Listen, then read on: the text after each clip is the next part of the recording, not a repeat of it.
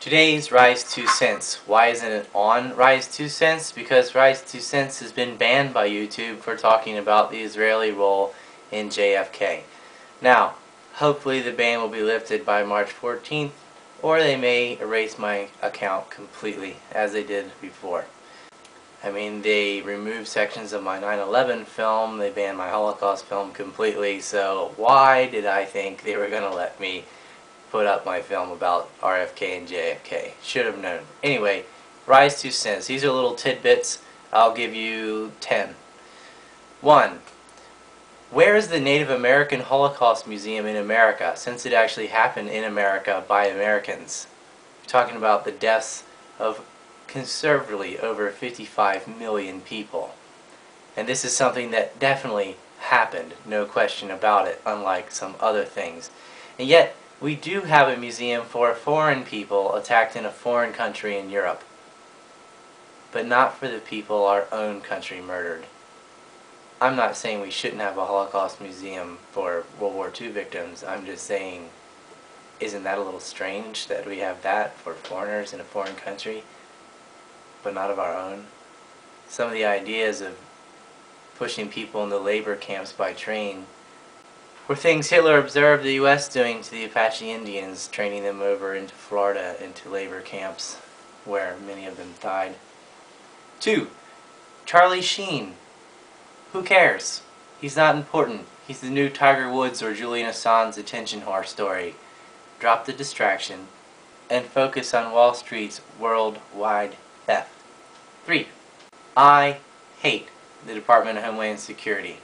It took me 20 days and $40 to clear up all of my immigration stuff in Japan. We are now on year number 3 and over $1,100 for my wife for America. And that is why people come illegally. 4, and this is going to be pretty unpopular, Wisconsin. Teachers are making $87,000 a year to work 180 days. I'm sorry, that's way too much. I have no sympathy. These are not poor teachers. The government and unions fighting is like two crooks who just robbed a house arguing about how they're going to divide the loot.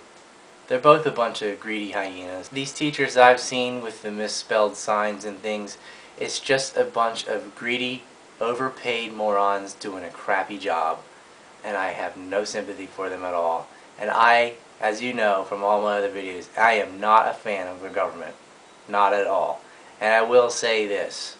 Before cutting anybody's pension, before firing anybody, before doing anything of that nature for the state to save money, as bad as unions are, they pale in comparison to what Wall Street did. If you want to go after somebody, if you want to go after a crook, start there. The people who looted trillions, not only from the U.S., but from the entire world. 5. Saying Israel is fighting terrorism is like saying white South African apartheid was just defending itself from black terrorism, and if the blacks, who do not exist, would just get off the land they've been living on for thousands of years and make way for the chosen race of God, everything would be fine. That was sarcasm. 6. Dear unconditional spending for the military supporters.